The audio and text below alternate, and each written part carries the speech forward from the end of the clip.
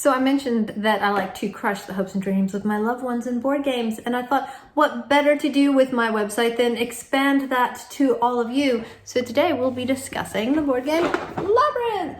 Dun, da, da, da. This game has great replayability because the board is different every time. It's made up of these movable tiles.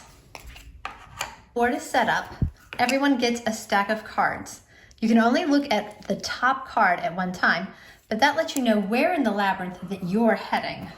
My particular card is not close. Gameplay itself is actually pretty simple. You move the labyrinth and then you move your player. So for me, I'll move the labyrinth up and then move my player.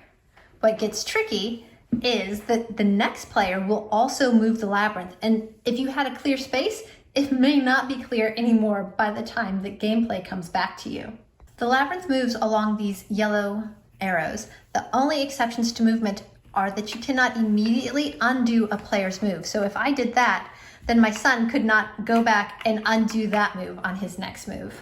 If a piece is on the edge when the labyrinth is moved, it falls off and comes to the other edge.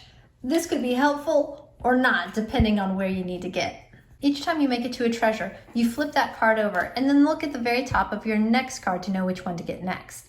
Once you have all your cards, the game's not over yet. You still have to make it back to your start point before you've officially won, and other players will be trying to move the maze to keep that from happening. And that's Labyrinth. It's a simple, easy game to play, ages 7 and up for 4 players.